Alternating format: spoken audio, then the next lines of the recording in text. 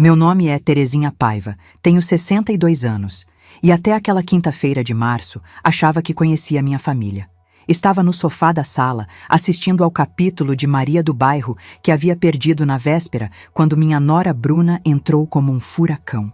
Não bateu na porta, não cumprimentou, simplesmente marchou até a televisão e desligou com um movimento seco. Chega de assistir futilidade. Levante-se e vá lavar as louças sujas na pia. Fiquei parada por alguns segundos, tentando processar o que tinha acabado de acontecer. Bruna estava ali, de braços cruzados, me encarando como se eu fosse uma criança desobediente. Ela usava aquele vestido preto justo que sempre vestia quando queria impressionar alguém, mas desta vez parecia estar tentando me intimidar. Bruna, eu estava assistindo... Estava perdendo tempo. Esta casa não se limpa sozinha, e você fica aí sentada como se fosse uma rainha. Olhei para a porta esperando que meu filho Márcio aparecesse. Ele sempre chegava do trabalho neste horário, às 5:30 da tarde. Quando ouvi seus passos no corredor, senti um alívio imenso. Márcio ia resolver aquilo, ia conversar com a esposa dele e me defender. Márcio, que bom que chegou. A Bruna estava... Ele nem me deixou terminar. Quando entrou na sala e viu a cena, eu ainda sentada no sofá, Bruna de pé, ao lado da televisão desligada, as louças realmente empilhadas na pia da cozinha, simplesmente começou a bater palmas. Muito bem, amor. Era isso mesmo que ela precisava ouvir. Mas antes de continuarmos com essa história, eu peço gentilmente que você se inscreva no canal, curta o vídeo e me diga de qual cidade você está me ouvindo. Me encantaria saber aonde está chegando as nossas histórias. Senti como se alguém tivesse jogado um balde de água gelada em mim. Meu próprio filho, o menino que eu criei, que segurei no colo quando teve febre alta, que defendi quando os professores reclamavam dele na escola, estava aplaudindo a humilhação que sua esposa acabara de me fazer passar. Mãe, a Bruna tem razão. A senhora fica o dia inteiro nesta casa, sem fazer nada de produtivo. Pelo menos ajude nas tarefas domésticas. Márcio, eu cozinho, eu limpo, A senhora faz o básico. Mas ficar assistindo televisão o dia todo não é vida para ninguém. Bruna sorriu daquele jeito que eu já conhecia bem. Aquele sorriso que ela fazia quando conseguia o que queria.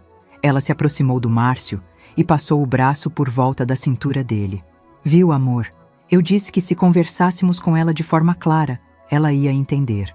Engoli a humilhação ali mesmo, naquele sofá onde havia passado tantas tardes assistindo às minhas novelas depois que meu marido César morreu. Levantei devagar, senti minhas pernas tremerem um pouco e caminhei até a cozinha. As louças estavam lá desde o café da manhã. Não eram muitas. 2 xícaras, 2 pratos, algumas colheres. Bruna e Márcio sempre tomavam café na mesa da cozinha antes de ir trabalhar. Enquanto lavava as louças, ouvia eles conversarem na sala. Bruna falava sobre uma promoção no trabalho dela. Márcio comentava sobre um cliente difícil. Falavam como se eu não existisse, como se não tivesse acabado de passar pela situação mais humilhante dos últimos 2 anos. Aquela noite, jantamos em silêncio. Eu havia feito o feijão que o Márcio gostava, com linguiça calabresa e uma farofa bem temperada. Bruna comeu pouco, como sempre, e ficou mexendo no celular durante toda a refeição. Márcio comeu bem, mas não fez nenhum comentário sobre a comida, algo que sempre fazia antes. Quando eles subiram para o quarto, sim, eles dormiam no quarto que era meu e do César. Eu fiquei sozinha na cozinha, lavando mais uma vez a louça. Desta vez, não precisaram me pedir. Subi para o quartinho dos fundos, que agora era meu quarto, desde que eles se casaram e vieram morar aqui. Deitei na cama de solteiro que havia comprado em uma promoção e fiquei olhando para o teto. Como tinha chegado àquele ponto? Como tinha permitido que minha própria casa se tornasse um lugar onde eu me sentia uma intrusa? César sempre dizia que a casa era minha, que eu nunca deveria me sentir dependente de ninguém. Mas depois que ele morreu de infarto, há 2 anos, as coisas mudaram rapidamente. Primeiro, Márcio sugeriu que seria melhor ele e Bruna virem morar comigo, para eu não ficar sozinha. Depois, eles assumiram o quarto principal porque era maior e eles precisavam de espaço para as coisas deles. Aos poucos, eu fui me acostumando a ser uma visitante na minha própria casa. Na manhã seguinte, sexta-feira, acordei com o barulho do carro de Márcio saindo da garagem. Eles sempre saíam cedo, às 7h30, para chegar no trabalho no horário. Eu preparava o café para eles, mas naquele dia resolvi que não ia fazer isso, que preparassem o próprio café. Estava tomando meu café sozinha, em silêncio, quando alguém bateu na porta. Estranhei porque era apenas 8h15 da manhã, muito cedo para visitas. Fui até a porta e vi através da cortina um homem mais ou menos da minha idade, vestindo um uniforme azul claro. Bom dia, senhora. Sou o eletricista Benedito. Vim verificar a instalação elétrica da casa. Abri a porta devagar, sem destrancar a corrente de segurança. Eu não chamei nenhum eletricista. A senhora é Terezinha Paiva? Sou, sim. Então está certo. Fui contratado para fazer uma revisão completa na parte elétrica. Questão de segurança, a senhora entende. Contratado por quem? Eu não chamei ninguém. O homem consultou uma prancheta que trazia na mão e franziu a testa. Pelo verdadeiro proprietário da casa. Senti meu coração disparar. Verdadeiro proprietário? Esta casa era minha e do César há mais de 30 anos. Compramos juntos quando Márcio ainda era criança, pagamos prestação por prestação no banco. Como assim verdadeiro proprietário? Senhor Benedito me olhou com uma expressão estranha, como se tivesse acabado de perceber alguma coisa importante. A senhora mora aqui há muito tempo? Esta casa é minha. Moro aqui há mais de 30 anos. Ele guardou a prancheta embaixo do braço e tirou o óculos do bolso da camisa. Acho que precisamos conversar, dona Terezinha. Posso entrar? Deixei senhor Benedito entrar, mas confesso que estava com as pernas bambas. Ofereci café, como sempre faço quando recebo visitas, e ele aceitou. Sentamos na mesa da cozinha, longe dos olhos curiosos dos vizinhos que poderiam estar espiando pela janela da sala. Dona Terezinha, vou ser direto com a senhora porque acho que está havendo uma confusão muito séria aqui. Ele colocou a xícara na mesa e me encarou com aqueles olhos sinceros que me lembraram do meu César. Recebi um telefonema na semana passada de um rapaz que se identificou como Márcio Paiva. Ele disse que precisava de uma avaliação elétrica urgente desta casa porque ia assumir oficialmente a propriedade e queria tudo em ordem. Senti um frio na barriga. Márcio não tinha me falado nada sobre assumir a casa oficialmente. Na minha cabeça, eles apenas moravam aqui para me fazer companhia. Mas o que mais me chamou a atenção, continuou o senhor Benedito, foi quando ele disse que a senhora não estava, como posso dizer, em condições de tomar decisões sobre a casa. Ah, como assim? Não estava em condições? Ele deu a entender que a senhora tem problemas de memória, que às vezes fica confusa. Disse que estava providenciando os documentos para assumir a responsabilidade legal sobre o imóvel. Minha mão começou a tremer. Coloquei a xícara na mesa antes que ela caísse. Senhor Benedito, eu não tenho problema nenhum de memória. Eu sei exatamente onde estou, que dia é hoje, e que esta casa é minha. Eu percebi isso assim que a senhora abriu a porta. Por isso resolvi conversar antes de começar qualquer serviço. Ele tirou alguns papéis da pasta que havia trazido e os espalhou sobre a mesa. Vou mostrar uma coisa para a senhora. Quando alguém me contrata, eu sempre verifico a documentação do imóvel para evitar problemas. Olha aqui. Apontou para uma folha que parecia uma cópia da escritura da casa.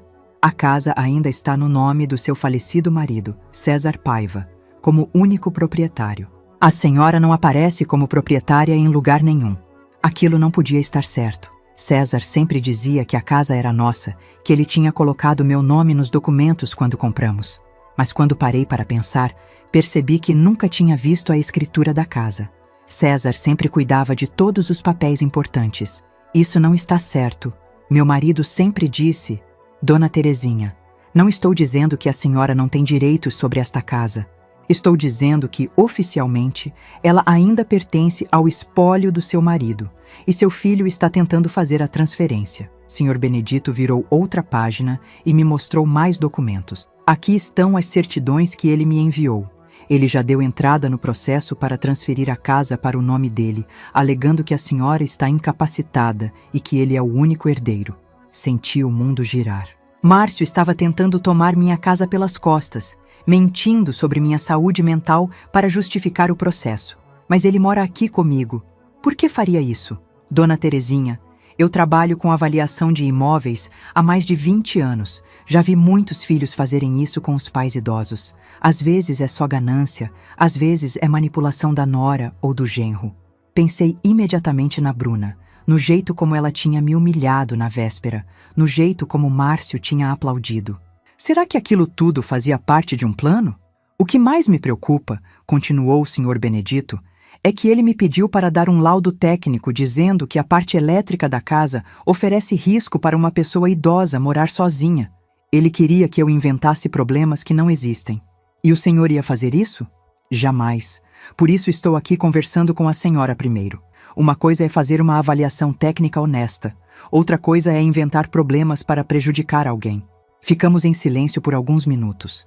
Minha cabeça estava a mil, tentando processar tudo aquilo. Meu filho, que eu havia criado com tanto carinho, estava tentando me tirar da minha própria casa usando mentiras. Senhor Benedito, o que o senhor acha que eu devo fazer? Primeiro, procurar um advogado especializado em direito de família. Segundo, reunir todos os documentos que a senhora tiver sobre a compra desta casa. Terceiro, não dar nenhuma assinatura para seu filho sem entender exatamente o que está assinando. Ele se levantou e guardou os papéis na pasta. Dona Terezinha, posso fazer uma pergunta pessoal? Claro. Seu marido deixou testamento? Não sei. Ele sempre dizia que não precisava, que quando morresse eu ficaria com tudo naturalmente. Senhor Benedito balançou a cabeça. Isso é um erro que muitos casais cometem. Sem testamento e sem o nome da esposa na escritura, a herança fica mais complicada. Ele me entregou um cartão com o nome dele e um telefone. Se a senhora precisar de alguma coisa, pode me ligar. E uma dica, procure na casa todos os documentos que seu marido guardava. Às vezes eles deixam surpresas guardadas que os filhos não sabem. Depois que Sr. Benedito saiu, fiquei sentada na cozinha por muito tempo, olhando para aquele cartão. César sempre guardava documentos importantes no escritório dele, um quartinho pequeno no fundo da casa que Márcio e Bruna transformaram em depósito quando se mudaram. Subi as escadas devagar e fui até o quartinho. Estava cheio de caixas de sapatos da Bruna, roupas velhas do Márcio, aspirador de pó quebrado. Mas no fundo havia uma mesinha de madeira que era do César. Ele costumava sentar ali para pagar contas e cuidar dos papéis da casa. Abri a gaveta de baixo e encontrei uma caixa de sapatos cheia de documentos, certidões, extratos bancários antigos, recibos de luz, comprovantes de pagamento do financiamento da casa. E no fundo da caixa, dentro de um envelope pardo, havia algo que fez meu coração disparar. Era uma segunda escritura, de outra propriedade, uma chácara em Ibiúna, no interior de São Paulo, que César havia comprado 2 anos antes de morrer. E desta vez, meu nome estava lá, como única proprietária. Encostei na parede do quartinho, segurando o envelope com as mãos trêmulas. César havia me deixado uma propriedade secreta, algo que Márcio e Bruna não sabiam que existia. Eu peço gentilmente que você se inscreva no canal, curta o vídeo e me diga de qual cidade você está me ouvindo. Dessa forma, você me motiva a continuar contando mais relatos para você. Fiquei sentada naquele quartinho empoeirado por quase 1 hora, segurando a escritura da chácara de Ibiúna. Não conseguia acreditar que César havia feito aquilo sem me contar. Mas quanto mais pensava, mais lembranças vinham à tona.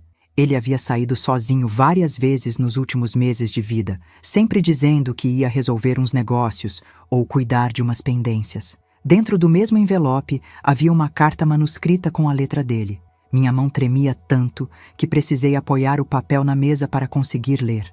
Minha querida Terezinha, se você está lendo isto, é porque já não estou mais aqui. Comprei esta chácara pensando em nós dois, para quando eu me aposentasse. Queria que fosse uma surpresa, um lugar só nosso para viver em paz. Coloquei apenas seu nome na escritura, porque aprendi que é mais seguro assim.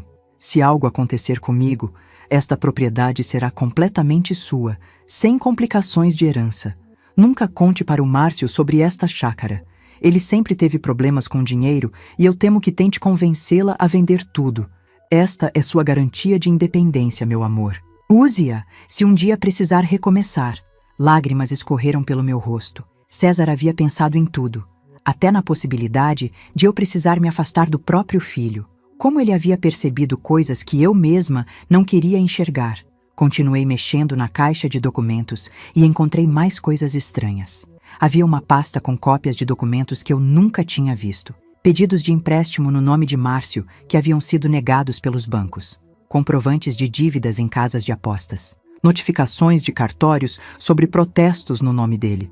César tinha investigado a vida financeira do próprio filho, e pelo que estava vendo, Márcio devia muito dinheiro para muita gente. No fundo da pasta havia uma anotação escrita à mão. Março de 2022. Márcio me pediu empréstimo de 50 mil reais. Disse que não. Bruna ligou chorando, dizendo que eles iam perder o apartamento. Desconfio que há mais coisa por trás dessa história. Meu coração apertou. César havia morrido em maio de 2022, apenas 2 meses depois dessa anotação. E foi exatamente nessa época que Márcio e Bruna começaram a insistir para vir morar comigo, para eu não ficar sozinha. Ouvi o barulho do portão abrindo e rapidamente guardei todos os documentos de volta na caixa. Eram 5:30 da tarde, o horário que eles sempre chegavam do trabalho. Desci as escadas tentando parecer natural, mas meu coração estava disparado. Boa tarde! Cumprimentei quando eles entraram. Bruna mal respondeu como sempre. Márcio veio até a cozinha e notou que eu não havia preparado o jantar. Mãe, cadê a comida? Ainda não fiz. Estava organizando umas coisas no quarto. Organizando o quê? A senhora não tem quase nada para organizar. A grosseria dele me machucou como sempre, mas desta vez eu estava vendo tudo com outros olhos. Ele não estava sendo apenas indelicado. Estava tentando me fazer sentir insignificante, dependente, incapaz. Vou fazer agora, respondi, tentando manter a voz firme. Enquanto preparava o jantar, eles ficaram na sala conversando baixo, mas eu conseguia ouvir algumas frases. Falou com o advogado hoje? Ouvia a voz da Bruna. Ainda está analisando os documentos, respondia Márcio. Tem que ser rápido, antes que ela desconfie de alguma coisa. Minha mão parou no meio do movimento de mexer o feijão. Eles realmente estavam tramando alguma coisa contra mim e tinham pressa para executar o plano. Durante o jantar, observei os dois com atenção. Bruna comeu pouco, como sempre, mas estava mais tensa que o normal. Márcio tentava parecer casual, mas eu notava que ele me olhava de um jeito diferente, como se estivesse avaliando alguma coisa. Mãe, a senhora tem andado meio esquecida ultimamente, disse ele de repente. Como assim? Ontem mesmo a senhora não lembrava onde tinha guardado o açúcar. E semana passada perguntou 3 vezes que horas o banco fechava. Isso não era verdade, mas percebi aonde ele queria chegar. Estava plantando a ideia de que eu estava com problemas de memória, provavelmente para usar depois como justificativa para me declarar incapaz. Márcio, eu não estou esquecida de nada. Mãe, não precisa ficar na defensiva. É normal na idade da senhora. Talvez devêssemos procurar um médico para fazer uma avaliação. Bruna concordou imediatamente, como se tivessem ensaiado aquela conversa. É mesmo, dona Terezinha. Minha avó começou assim, com pequenos esquecimentos. Quanto antes cuidar, melhor. Eu não preciso de médico nenhum. Viu só? Márcio olhou para Bruna. Está ficando teimosa também. É outro sintoma. Terminei o jantar em silêncio, fingindo que estava magoada com os comentários deles. Na verdade, estava prestando atenção em cada palavra, cada olhar, cada gesto. Era como se finalmente estivesse acordando de um sono profundo e vendo a realidade pela primeira vez. Naquela noite, depois que eles subiram para o quarto, voltei ao quartinho e peguei o cartão do Sr. Benedito. Liguei para ele de fininho, falando bem baixo. Sr. Benedito, é a Terezinha. Desculpa ligar tão tarde. Dona Terezinha, tudo bem? Aconteceu alguma coisa?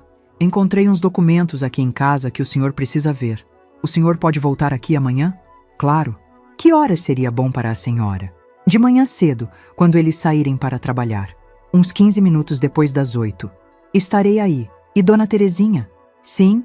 Guarde muito bem esses documentos. Não deixe eles verem. Desliguei o telefone com o coração ainda acelerado. Voltei para meu quarto pequeno e deitei. Mas o sono não veio. Ficava pensando em César, em como ele havia tentado me proteger mesmo depois de morrer. E pensava em Márcio, no menino que eu havia criado, que agora estava disposto a me trair da pior forma possível. De madrugada, ouvi vozes vindas do quarto deles. Saí da cama devagar e encostei o ouvido na parede. Eles estavam discutindo alguma coisa, mas falavam baixo demais para eu entender. Só conseguia ouvir palavras soltas. Dinheiro, tempo, ela.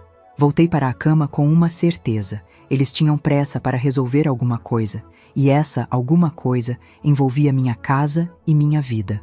Mas agora eu tinha uma carta na manga que eles nem imaginavam. Na manhã seguinte, esperei eles saírem para o trabalho fingindo estar dormindo. Ouvi quando Márcio desceu para pegar o café. Ouvi Bruna reclamando que a água do chuveiro estava fria. Ouvi a porta da garagem fechando. Só então me levantei. Sr. Benedito chegou pontualmente às 8h15. Eu já tinha separado todos os documentos que havia encontrado na caixa do César, incluindo a escritura da chácara e as anotações sobre as dívidas do Márcio. Dona Terezinha, isso aqui muda tudo, disse ele depois de examinar os papéis. Como assim? Primeiro, a senhora tem uma propriedade que vale provavelmente mais de 300 mil reais, completamente quitada e no seu nome. Segundo, seu marido documentou as dívidas do seu filho, o que mostra que tinha motivos para não deixar a casa no nome dele. Sr. Benedito colocou os óculos e examinou a escritura da chácara com mais atenção. Veja aqui, esta propriedade foi comprada com o dinheiro da venda de um terreno que seu marido tinha no litoral. Ele vendeu tudo e comprou esta chácara especificamente para a senhora.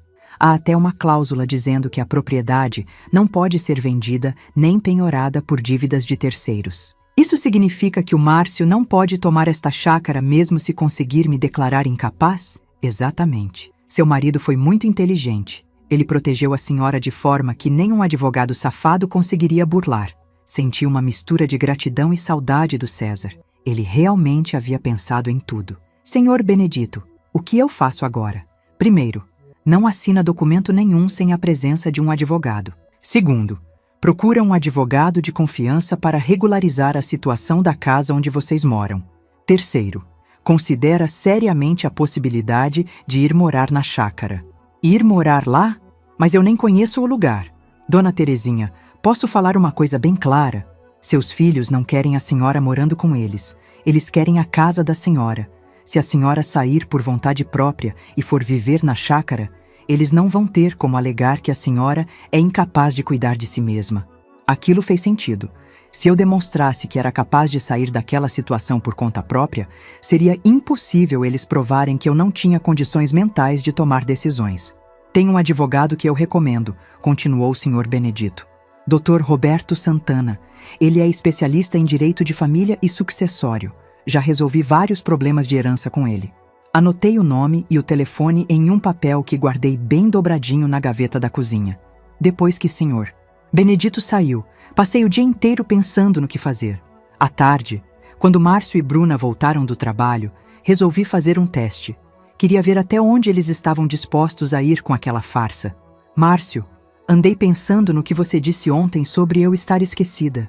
Ele parou de mastigar e olhou para mim com interesse. É, mãe? Talvez vocês tenham razão. Às vezes eu realmente fico confusa. Talvez seja melhor você cuidar dos papéis da casa para mim. Os olhos dele brilharam, mas ele tentou disfarçar. Mãe, não precisa se sentir mal por isso. É normal da idade. Você pode me ajudar a organizar os documentos importantes? Eu nem sei direito onde o papai guardava as coisas. Bruna se intrometeu imediatamente. Claro, dona Terezinha. Nós vamos cuidar de tudo. A senhora não precisa se preocupar com essas coisas complicadas. Que bom!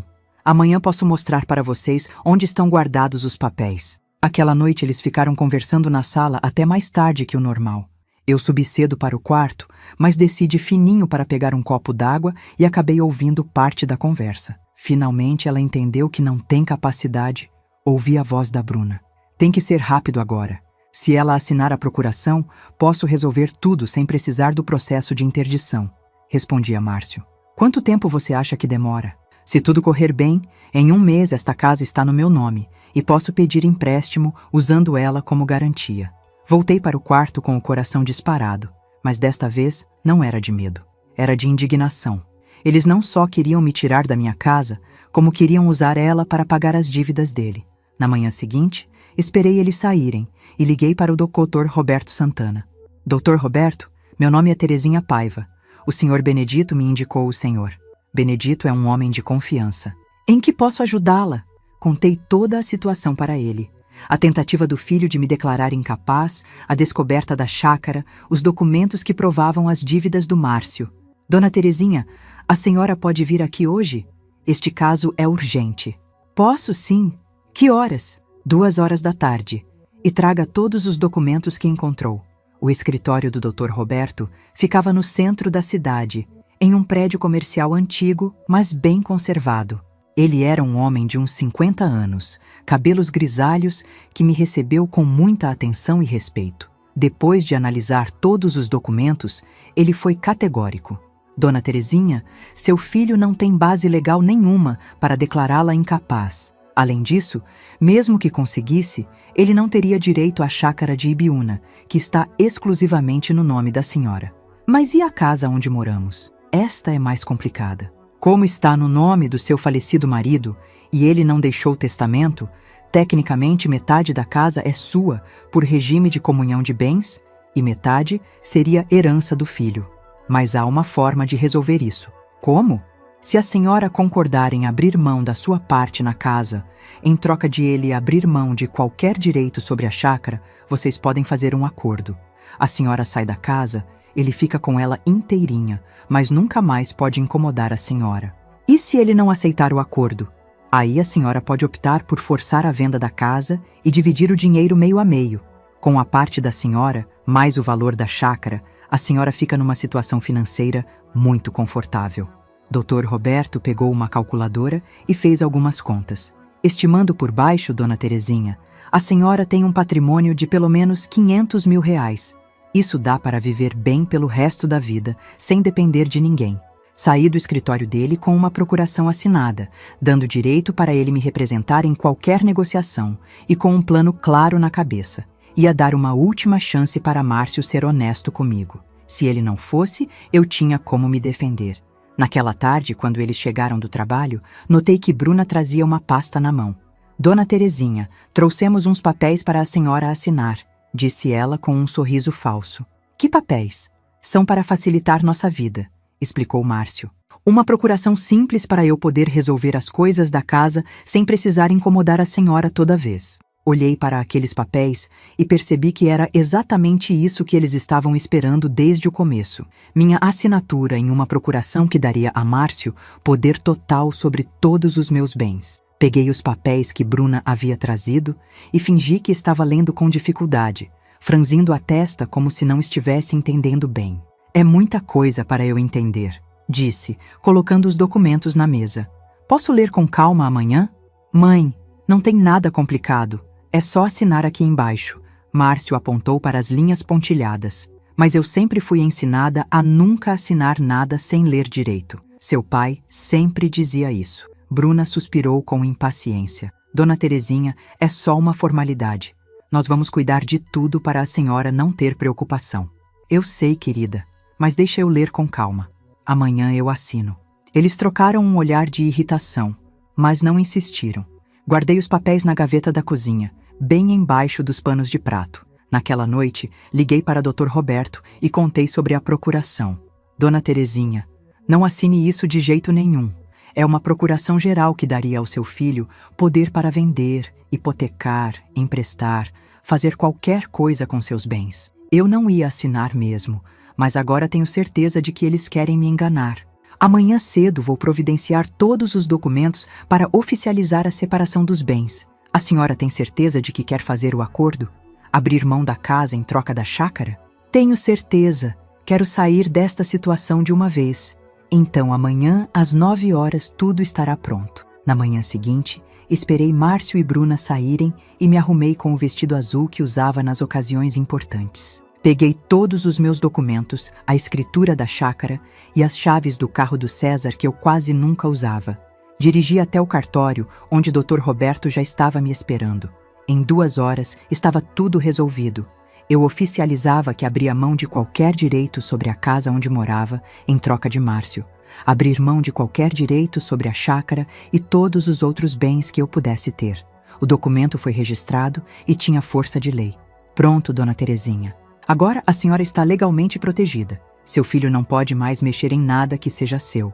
Obrigada, doutor. E sobre a chácara? A senhora quer que eu providencie a transferência da luz e da água para o nome da senhora? Sim, por favor. E pode ver se tem algum mobiliário lá? Não sei em que estado está a casa. Vou mandar o Benedito dar uma olhada lá para a senhora. Voltei para casa no início da tarde e comecei a separar minhas coisas. Não eram muitas, Algumas roupas, fotografias, objetos pessoais que tinham valor sentimental. Tudo coube em 3 caixas de papelão. Quando Márcio e Bruna chegaram do trabalho, eu estava sentada na sala, com as caixas ao meu lado e a procuração deles em cima da mesa de centro. "Mãe, o que são essas caixas?" perguntou Márcio, estranhando a cena. "São minhas coisas. Estou me mudando." Bruna olhou para as caixas, depois para mim, depois para Márcio. "Mudando para onde?" "Para minha chácara em Ibiúna." O silêncio que se fez na sala foi ensurdecedor. Márcio ficou branco como papel. "Que chácara?" "A chácara que seu pai me deixou. Aqui está no meu nome há 3 anos e vocês não sabiam." Peguei a procuração deles e rasguei bem devagar, em pedaços pequenos. "Não vou assinar isso. Nunca vou assinar." Bruna foi a primeira a se recuperar do susto. "Dona Terezinha, a senhora está confusa. Não existe chácara nenhuma." "Existe sim. E está toda quitada, toda regularizada, toda no meu nome. Diferente desta casa que vocês estão tentando roubar de mim." Márcio se aproximou, tentando manter a calma. "Mãe, vamos conversar direito. A senhora está se alterando sem motivo." "Márcio, eu sei de tudo. Sei das suas dívidas no jogo. Sei que vocês queriam me declarar incapaz. Sei que iam usar esta casa para pagar seus empréstimos." A expressão dele mudou completamente. A máscara de filho preocupado caiu e apareceu a verdadeira face dele. "Como a senhora descobriu?" "Seu pai deixou tudo anotado. Ele sabia que vocês iam tentar fazer isso comigo." Bruna partiu para o ataque. "E daí? A senhora é nossa responsabilidade. Tem que nos obedecer." "Eu não tenho que obedecer ninguém. Sou uma mulher de 62 anos, com a cabeça no lugar e dona de meus próprios bens." Peguei um envelope que estava em cima da mesa e entreguei para Márcio. "Aqui está uma cópia do acordo que fiz hoje no cartório. Eu abro mão oficialmente de qualquer direito sobre esta casa. Ela é toda sua agora. Em troca, você abre mão de qualquer direito sobre meus outros bens, inclusive a chácara." Ele abriu o envelope e leu o documento, ficando cada vez mais vermelho. "A senhora não pode fazer isso. Já está feito e registrado. Você queria esta casa? Agora ela é sua. Mas eu não venho junto com o pacote." Bruna gritou como uma louca. "A senhora é uma ingrata. Depois de tudo o que fizemos pela senhora. Vocês fizeram o que por mim? Me humilharam. Tentaram me roubar, tentaram me internar como louca. Isso vocês fizeram." Márcio amassou o papel com raiva. "A senhora vai se arrepender. Não vai conseguir cuidar de si sozinha. Vou conseguir sim. E vocês vão conseguir pagar suas dívidas sem a minha ajuda também." Peguei minhas caixas e caminhei até a porta. Márcio me seguiu. "Mãe, não faz isso. A gente pode conversar." "Não há mais nada para conversar. Vocês mostraram quem vocês são. Eu também estou mostrando quem eu sou." Coloquei as caixas no carro e dei a última olhada naquela casa onde vivi por mais de 30 anos. Senti uma pontada de saudade, mas também um alívio imenso. Antes de entrar no carro, virei para eles que ficaram parados na porta. "Ah, esqueci de falar. A partir de segunda-feira, todas as contas desta casa passam para o nome de vocês. Luz, água, telefone, IPTU. Afinal, agora a casa é toda de vocês." Entrei no carro e saí devagar, vendo pelo retrovisor Bruna gesticulando e gritando com Márcio no meio da rua. Alguns vizinhos já estavam nas janelas observando o escândalo. Dirigi até um hotel simples no centro da cidade onde passei a noite. Amanhã cedo pegaria a estrada para Ibiúna, para conhecer minha nova casa. A viagem até Ibiúna durou 2 horas e meia. Conforme deixei a cidade para trás e entrei nas estradas rurais, senti meu peito se abrindo, como se pudesse respirar de verdade pela primeira vez em muito tempo. A chácara ficava numa estradinha de terra, cercada por outras propriedades menores. Quando parei na frente do portão verde, fiquei alguns minutos dentro do carro, apenas olhando. Era exatamente como César deveria ter sonhado. Uma casa simples de 2 quartos, pintada de branco com detalhes azuis, varanda na frente com 2 cadeiras de balanço. Em volta, um jardim com flores que alguém ainda cuidava. Usei a chave que estava junto com a escritura e entrei devagar. A casa cheirava a limpeza, a cera de móveis. Alguém havia passado por ali recentemente. Na sala havia uma mesa de madeira, sofá simples mas confortável, estante com alguns livros. A cozinha era pequena, mas tinha tudo o que precisava: fogão, geladeira pequena, mesa redonda com 2 cadeiras. No quarto principal havia uma cama de casal com um colchão novo ainda no plástico, guarda-roupa de madeira maciça que parecia feito à mão. O segundo quarto estava vazio, apenas com algumas caixas encostadas na parede. Na cozinha, sobre a mesa, havia um bilhete. Dona Terezinha, preparei a casa para sua chegada. A luz e a água já estão no seu nome. O senhor. João, da propriedade ao lado, cuidava do jardim para seu marido e disse que pode continuar cuidando se a senhora quiser. Qualquer coisa que precisar, pode me ligar. Benedito. Senti os olhos se enchendo de lágrimas, mas desta vez eram lágrimas de gratidão. Havia pessoas boas no mundo, pessoas que ajudavam sem esperar nada em troca. Passei o fim de semana arrumando minhas coisas, conhecendo cada cantinho da casa, caminhando pelo terreno. Era maior do que parecia. Tinha espaço para uma pequena horta, algumas árvores frutíferas, até um galinheiro que estava desativado, mas em bom estado. Na segunda-feira de manhã, enquanto tomava café na varanda, ouvindo os passarinhos, tocou meu celular. Era Dr. Roberto. Dona Terezinha, como está se adaptando? Muito bem, doutor. A casa é um sonho. Ótimo. Ligo para avisar que seu filho procurou meu escritório ontem. Ele quer contestar o acordo. Ele pode fazer isso? Não. O acordo foi feito em cartório, com sua plena consciência e capacidade civil. Ele não tem base legal nenhuma para contestar, mas tentou me convencer de que a senhora está sendo manipulada por terceiros. Ri baixinho. Depois de 2 anos sendo manipulada por ele, agora que tomo uma decisão sozinha, é que estou sendo manipulada. Exato. Mandei ele procurar outro advogado se quiser tentar alguma coisa, mas avisei que seria desperdício de dinheiro. Como estão as coisas por lá? Soube por comentários que eles estão enfrentando dificuldades para pagar as contas da casa. Parece que contavam com algum dinheiro que não veio. Desliguei o telefone e fiquei pensando. Márcio provavelmente havia prometido para os credores que conseguiria o dinheiro da casa. Agora estava com uma casa grande para manter, mas sem o patrimônio que esperava conseguir. Na quarta-feira, Sr. Benedito apareceu na chácara. Estava carregando uma caixa de ferramentas e alguns materiais de construção. Sr. Benedito, que surpresa boa! Bom dia, Dona Terezinha. Vim dar uma olhada no chuveiro elétrico e verificar se está tudo funcionando direito na parte elétrica. Mas eu não pedi. Eu sei. Mas seu marido me pagou na época para cuidar desta casa. E um homem de palavra cumpre o combinado até o fim. Enquanto ele trabalhava, conversei com o Sr. João, o vizinho que cuidava do jardim. Era um senhor de 70 anos, viúvo, que morava sozinho na chácara ao lado. Seu César era um homem bom, disse ele. Sempre falava da senhora com tanto carinho. Dizia que um dia ia trazer a senhora para conhecer este lugar. Por que ele nunca me trouxe? Ele queria que fosse surpresa. Estava esperando se aposentar para contar. À tarde, quando o Sr. Benedito terminou o serviço, tomamos café juntos na varanda.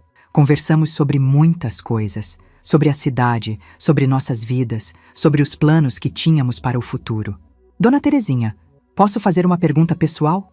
Claro. A senhora se arrepende de ter saído daquela situação? Nem um pouco. Pela primeira vez em 2 anos acordo de manhã sem aquele aperto no peito. É assim que tem que ser. Ninguém merece viver com medo na própria casa. Ele ficou quieto por alguns minutos, olhando para o jardim. Sabe que eu também sou viúvo? Não sabia. Minha esposa morreu há 5 anos. Desde então tenho vivido só para o trabalho. E agora? Agora estou pensando que talvez seja a hora de viver um pouco para mim também. Olhei para ele, para aquele homem honesto e gentil que havia me ajudado quando eu mais precisava, e senti algo que não sentia há muito tempo. Não era paixão, não era desespero. Era uma sensação calma e boa de encontrar alguém com quem eu podia contar. 3 meses depois, estava plantando tomates na minha horta quando o telefone tocou. Era uma vizinha da minha antiga rua. Terezinha, você soube que o Márcio e a Bruna estão se separando? Não sabia. Parece que ela não aguentou a pressão das dívidas. Ele teve que vender a casa para pagar os credores, mas mesmo assim não deu para quitar tudo. Agora estão morando cada um na casa dos pais. Desliguei o telefone sem sentir nem alegria, nem tristeza. Apenas uma certeza de que havia feito a escolha certa. Sr. Benedito agora vinha aqui todo sábado. Às vezes para algum pequeno reparo, às vezes apenas para conversar. Estávamos construindo uma amizade sólida, sem pressa, sem pressão. Ele me ajudava na horta, eu cozinhava para ele. Era simples assim. Nesta manhã de domingo, enquanto rego minhas plantas, penso em César e agradeço por ele ter me dado essa segunda chance. Não é uma vida perfeita, mas é uma vida minha. Minhas escolhas, minha casa, meu tempo, minha paz. Senhor João está podando a cerca viva que divide nossas propriedades e sempre para conversar. Senhor Benedito vai chegar daqui a pouco para almoçarmos juntos e depois assistirmos à novela das 6 na televisão pequena da sala. Aos 62 anos, descobri que recomeçar não só é possível, como pode ser a melhor decisão da nossa vida. E que família verdadeira não é quem divide nosso sangue, mas quem divide nossos valores, nosso respeito, nosso carinho. Márcio ainda é meu filho, sempre será, mas agora ele é um filho à distância, que precisa aprender a crescer e a ser responsável pela própria vida. E eu sou novamente Terezinha Paiva, dona do meu próprio destino. Muito obrigado de coração por você me ouvir até aqui. Quero te convidar a fazer parte da nossa família e acompanhar as próximas histórias. Inscreva-se no canal, curta o vídeo e me diga de qual cidade você está me ouvindo.